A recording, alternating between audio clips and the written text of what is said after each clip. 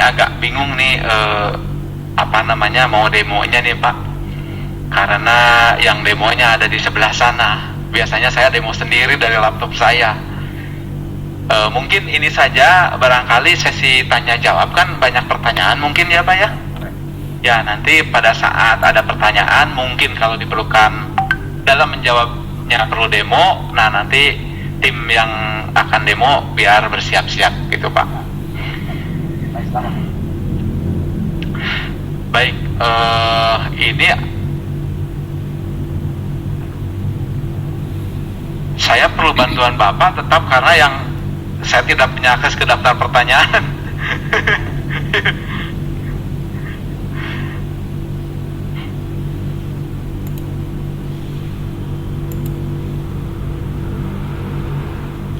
Ya, sambil menunggu ya daftar pertanyaannya dari MC, dari moderator, mohon maaf. Sekali lagi Ibu dan Bapak, seperti dikatakan Pak Ilham barusan, bahwa kita memang belum ada mata kuliahnya ya. Kalau di paparan saya tadi itu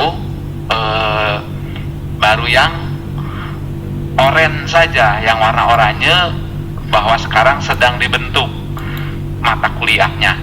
Nah, tapi sambil menunggu ya, saya akan sedikit memperlihatkan di sini. Memang bagi sebagian ada yang sudah berhasil lolos, karena tim admin kami ada uji coba gitu ya, beberapa dosen bisa mencet klik kemudian berpindah dari Kampus Merdeka ke Spada Dikti. Tetapi di sana masih belum ada mata kuliahnya, paling-paling mata kuliah open course ya. Nah, ini yang demo Kang Zai ya. Baik, coba kita lihat posisi pada saat Ibu dan Bapak login bagi yang berhasil mendapatkan akun percobaannya.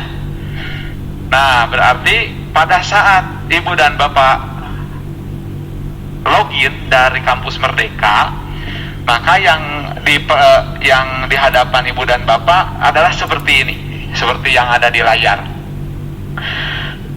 My Courses di situ mungkin masih kosong ya kalau punya Ibu dan Bapak. Kalau di sini kita punya modul Nusantara untuk percontohan.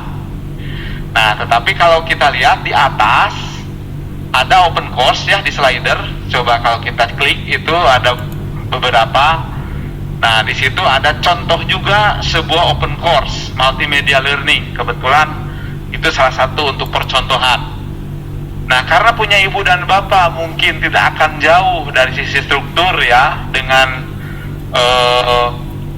open course ini. Coba kembali lagi slidernya ke yang multimedia learning.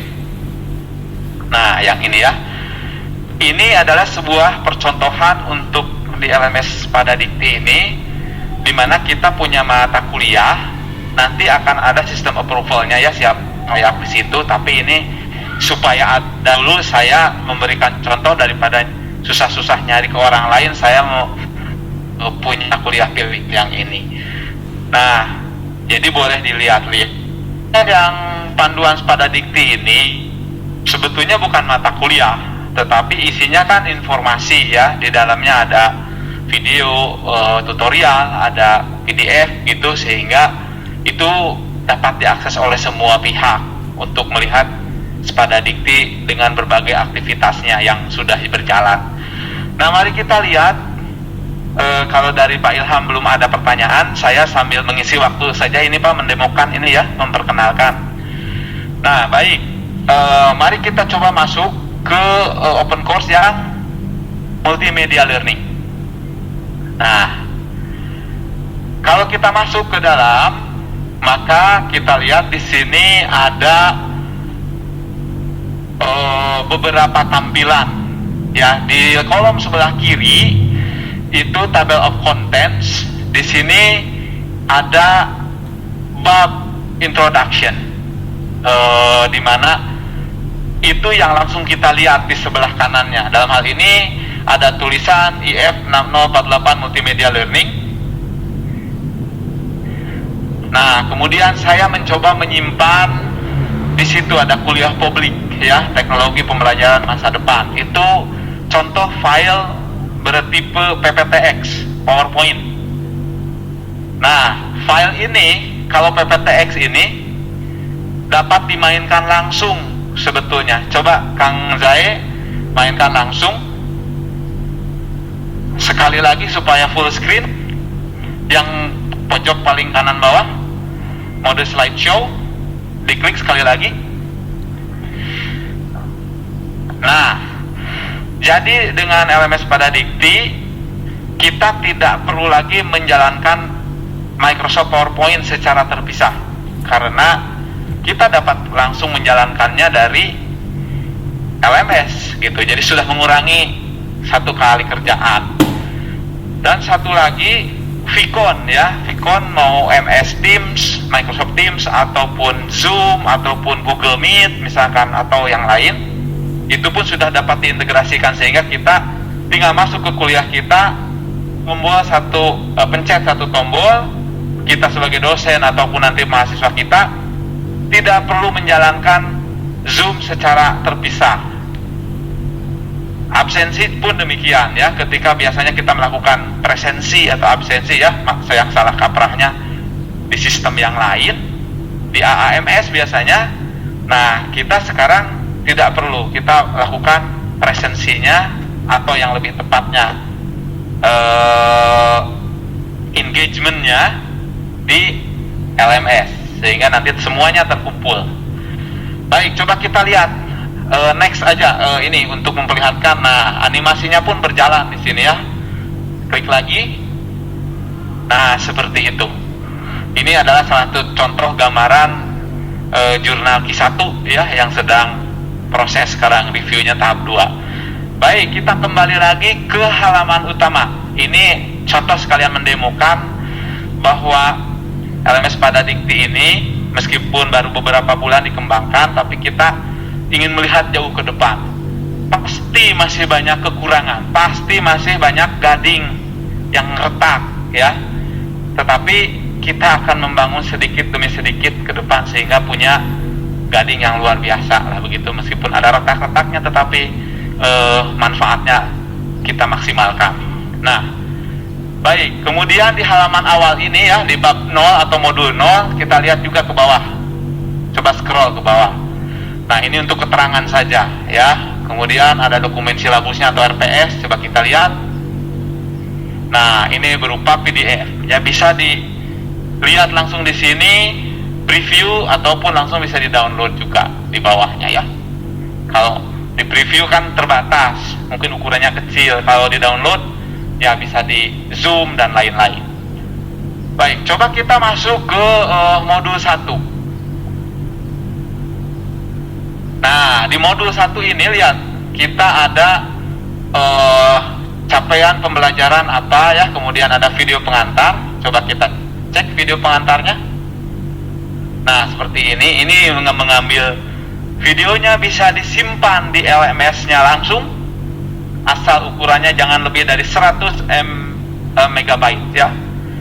Karena kalau lebih dari itu nggak ada segmentation principle, kepanjangan, harus dipotong-potong ya supaya menjaga engagement tadi.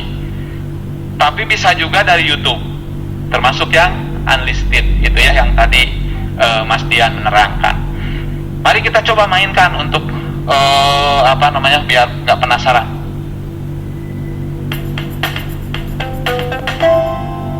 Salam multimedia. Nah, ini contohnya lah begitu ya. Saya Yusuf Rosmansyah. Suaranya belum terdengar ya, tidak apa-apa. Ada suaranya, tapi asalnya bayar lampu mata kuliah IF 5148 pembelajaran yang multimedia. Kita video dulu demonya, kita akan menjawab pertanyaan dulu.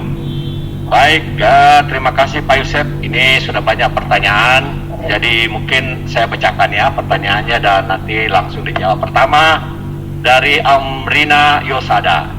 Izin bertanya Pak Yusef, untuk berkontribusi di Spada Dikti berupa modul pembelajaran, apakah ada perlindungan hak ciptanya? Ya, silakan Pak Yusef. Baik, setahu saya perlindungan hak cipta itu adalah wewenang dari Ditjen HKI Kemenkumham. Jadi kami hanya menyediakan wahana ajar. Nah, mungkin saya ini ahli hukum ini bisa lebih menjelaskan bahwa perlindungan hukum itu kalau kita sudah mendaftarkan hak ciptanya misalkan ya, kalau bahan ajar ini. Nah, memang setahu saya hak cipta ini kan memang melekat kepada pembuat, tetapi kalau tidak didaftarkan ke negara, maka negara tidak bisa melindungi, kan seperti itu. Nah, jadi terkait hak cipta ini diserahkan kepada ibu dan bapak masing-masing. Tetapi yang perlu kita lihat ya adalah dua polarisasi. Yang pertama adalah yang benar-benar melindungi hak ciptanya.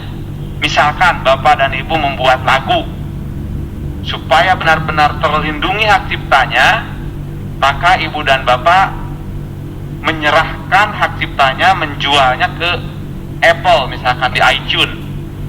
Ada perjanjiannya, sehingga Apple lah yang memiliki hak ciptanya, karena ibu pencipta atau bapak pencipta. Setelah itu untuk komersialisasi, maka didaftarkanlah oleh ibu dan bapak, setelah itu dijual lisensinya kepada Apple untuk diperjualbelikan, sehingga ibu dapat royalti. Nah, hanya di platform Apple saja lagu misalkan ciptaan ibu dan bapak dijalankan, dan itu terjadi yang namanya digital rights management ya, melalui sebuah sistem untuk memproteksi hak cipta ibu dan bapak masuk ke dalam sistem tersebut. Nah, tapi di ekstrim yang lain, nah seringkali dengan masuk ke dalam sistem berbayar seperti itu ya, atau sistem lisensi tertutup, malahan nggak ada gitu yang mengakses karya ibu dan bapak.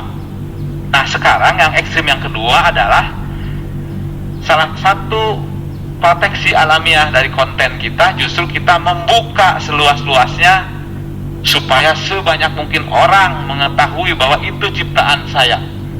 Jadi tanpa mendaftarkan hak ciptanya pun, karena sudah dibuka seluas-luasnya dan ibu dan bapak followernya demikian banyak, kayak Atta Halilintar gitu ya, nggak pernah bicara hak cipta, dia menciptakan aja terus dan membagi seluas-luasnya, ternyata rezekinya jauh lebih banyak. Jadi ekstrim yang kedua adalah yang akan kita adopsi di sini di Spada Dikti adalah bagi ibu dan bapak yang akan membuka hak aksesnya secara gratis seluas-luasnya, sehingga ketika orang lain menggunakan itu, orang lain sudah tahu itu penciptanya siapa gitu ya. Karena ya kita agak susah juga ya kalau urusan untuk hak cipta didaftarkan dan lain-lain.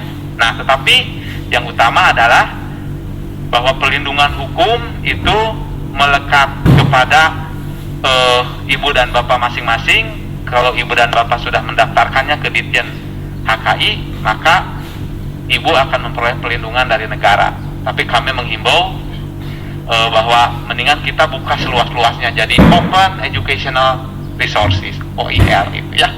Ya, demikian sependek pengetahuan saya, Pak. Nanti ahli hukum bisa menjelaskan lebih baik.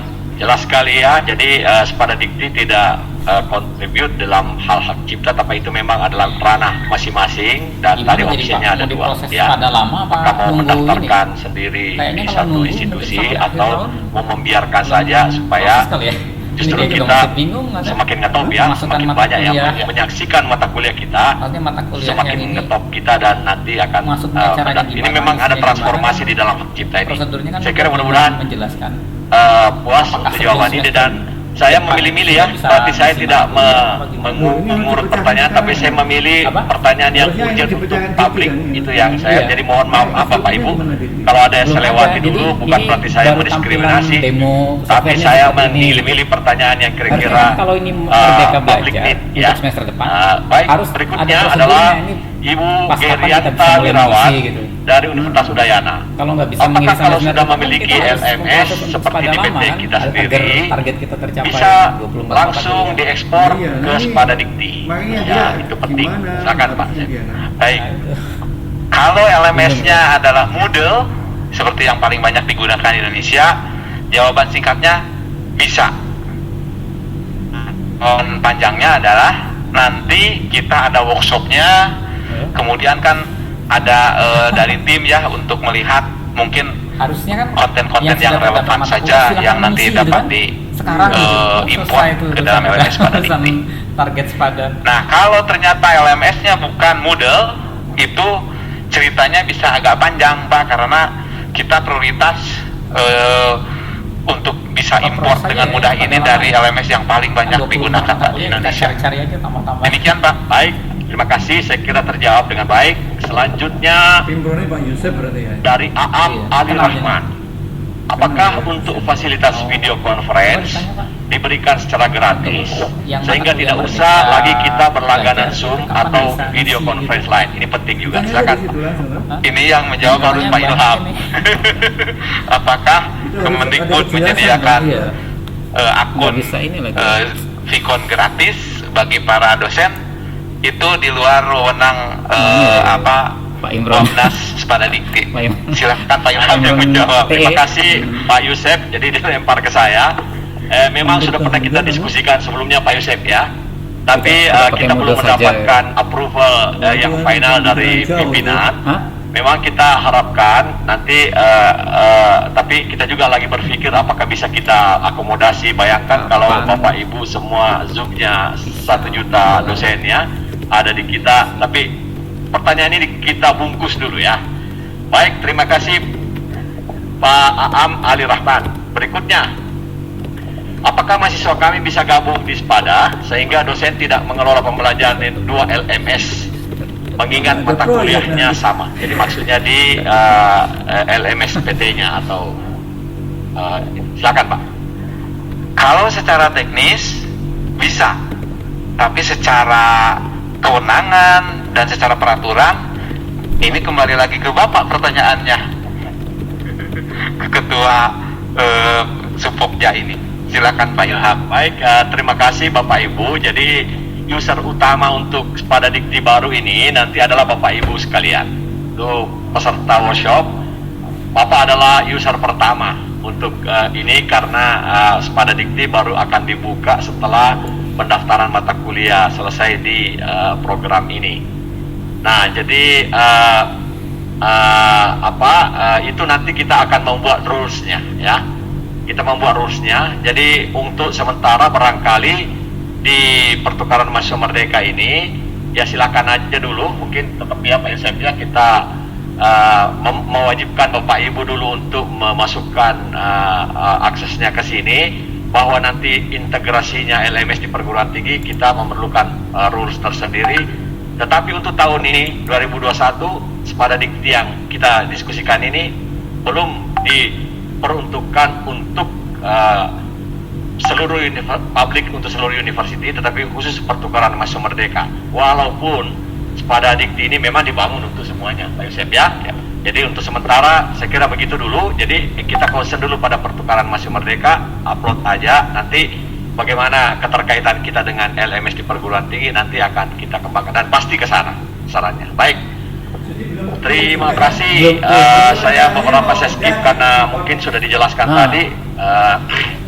Jadi kalau dulu kan modelnya kan agregasi ya, LMS kampus, agregasi Tadi langsung dari diklik di sama SPADA, ya, terus sama dibawa ke LMS kampus ya. migrasi ini belum keduanya, clear. kemudian Jadi kita ya yang seperti kata Pak Sida Imron tadi, Wahyudin, reinventing dulu. Sida Wahyudin, apakah virtual lab juga belum clear bisa juga ini modelnya menunjang bisa agregasi perkuliahan enggak gitu ya? Belum. di bidang Jadi ini kebahasaan, bikin dari terutama awal. skill? Kira-kira gimana Pak Yusef? Bingung kan? Baik Pak. Jadi sekarang kan zaman virtual ya, sementara kita sebenarnya hidup di dunia Ini ya, paralel, keluaran kita. bukan paralel multiverse, tapi Lama dulu ya. kita hidup di dunia cyber juga kan, ada WA group gitu. Jadi jawaban ringkasnya pasti bisa Pak gitu. Bahkan mungkin Bapak sekarang menggunakan selain dunia nyata ya untuk berkomunikasi, mencoba ekspresi bahasa dan lain-lain. Saya kasih bayangan yang lebih lanjut. Dunia virtual itu seperti yang lebih ekstrimnya seperti dunia game gitu Pak. Katakanlah saya punya sistem ya, prototipe ya, mahasiswa S3 yang membuat itu pembelajaran menggunakan dunia virtual, dosennya virtual, murid-muridnya virtual pakai avatar. Nah, si dosen dan murid ceritanya mau perjalanan ke sebuah pulau. Pulau Bunaken lah misalkan ya, yang indah itu di Sulawesi Utara. Nah, semua hadir di sebuah ruang virtual, jadi kayak kelas, tetapi yang hadir adalah avatarnya. Nah, ternyata setelah dites itu ya engagementnya, kemudian kebahagiaan si murid-murid itu, kita coba murid SD, kita coba SMP, dicoba lah untuk berbagai usia, termasuk para guru juga kita coba. Nah, ternyata dengan suasana baru, meskipun virtual, anak-anak itu belajar matematika yang sulit itu tidak merasa terbebani gitu ya. Jadi tentu bahasa juga kan nanti kita tinggal memasukkan saja menjadi proses gamifikasi berupa petualangan dan lain-lain. Jadi banyak Pak kemungkinannya ke depan. Demikian mungkin gambarannya Pak Yusef. Nanti panitia mohon diingatkan saya kalau waktu sudah habis ya. Berikut, apakah dari Pak Andri Pitoyo? Apakah konten materi ajar, misalnya PPT, video, modul, daring yang sudah terkirim di Sepada Dikti bisa ditarik kembali atau direvisi atau diedit? Hal ini mengantisipasi jika dalam konten-konten tersebut ada tambahan, pengembangan, dan lain-lain. Terima kasih. Silakan Pak Yusef. Baik Pak Andri, jawaban ringkasnya bisa, dan memang LMS ini dibuat untuk memudahkan Ibu dan Bapak melakukan hal tersebut. Jadi menghapus, kemudian mengunggah ulang, mengedit, itu hal yang sangat kita mudahkan. Dan kapan saja. Dan kapan saja Pak. Jadi tidak perlu login macam-macam, kapan saja bisa melakukannya Pak ya. Setelah login tentu saja. Setelah login tentunya. Oke. Terima kasih. Dari Raden Wulan Saparinda, jika video pembelajarannya sudah kita buat di YouTube, ya, videonya sudah dibuat YouTube, apakah boleh di Sepada kita cantumkan link YouTube-nya saja, atau harus videonya kita masukkan langsung? Silakan Pak. Baik, jawaban ringkasnya adalah boleh. Jawaban detailnya sangat dianjurkan. Jadi kita memasuki era Atta Halilintar saja ya. Saya di ITB juga menyarankan ke seluruh dosen menjadi YouTuber. Nah, sekarang menyarankan di sini menjadi YouTuber semua gitu, berbagi manfaat dari ilmu kita kepada seluas-luasnya peserta begitu ya. Jadi keuntungannya adalah kita menjadi pencipta konten ya dan pemberi manfaat di YouTube, dan yang kedua adalah sistem Sepadanya tidak berat gitu, karena menyimpan file video itu tidak murah begitu ya. Kita sewa ke cloud-nya gitu, cukup mahal. Jadi itu hal yang kami sarankan. Terima kasih. Sangat baik. Jadi mari kita membuat link-link saja ya untuk file-file yang terlalu banyak itu.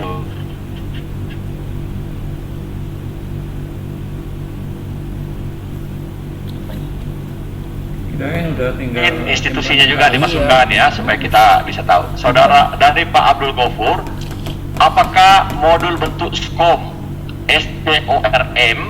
bisa dijalankan di Sepada Dikti Pak? Nah, di tahap 1 memang belum bisa Pak, tetapi kita sudah ajukan untuk di tahap berikutnya.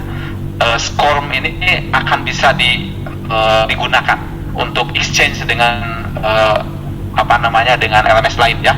Nah, ini cukup rumit sehingga sepertinya kalau di tahun ini, di tahun depan akan kita kembangkan. Jalan 2 aja kalau gitu ya. Jadi melalui model yang agregasi. Jadi yang SCORM itu bisa untuk berbagai macam aplikasi yang lain Pak. Tetapi memang yang pakai SCORM itu biasanya dosen-dosen yang udah upload ya.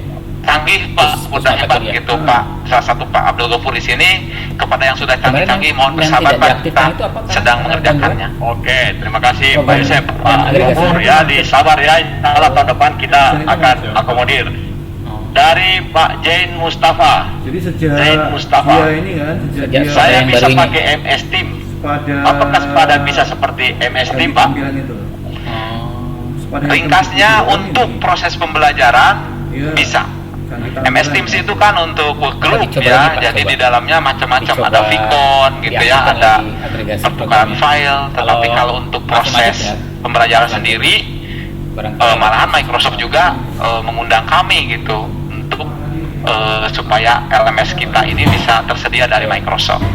Nah, jadi kalau untuk sisi pembelajarannya kita optimis bahwa punya kita lebih baik, Pak. Tetapi kalau untuk workgroup yang lain ya, untuk cloud penyimpanan, untuk Vicon ya memang MS Team spesialisnya di sana dan kita memang fiturnya tidak ke sana, hanya untuk proses belajar mengajar saja, Pak. Demikian, Pak. Baik, terima kasih Pak Yusef. Berikut dari Rahmawan Bagus Trianto. Jadi Pak Rahmawan Bagus Trianto, terkait virtual lab, apakah SPADA support untuk praktikum programming dan networking? Ya. Nah, kita sudah menyediakan API gateway-nya. Nanti ke Pak Rahmawan, kalau Bapak menggunakan salah satu dari virtual lab tersebut, nah nanti ada sesi-sesi kita ya, di mana yang sudah memiliki akses kepada virtual lab, kita akan berkumpul supaya kita dapat mengintegrasikan dengan. Demikian mungkin ringkasannya, Pak. Yang sekarang udah kita coba itu salah satunya dengan Jove ya, kemudian Alabster, kemudian beberapa yang kita bikin sendiri. Itu ada sesi khusus lah, Pak, untuk hal ini. Dari Gusniarti Uhamka. Nah, ini bukan ke Pak Yusef lagi pertanyaan ini.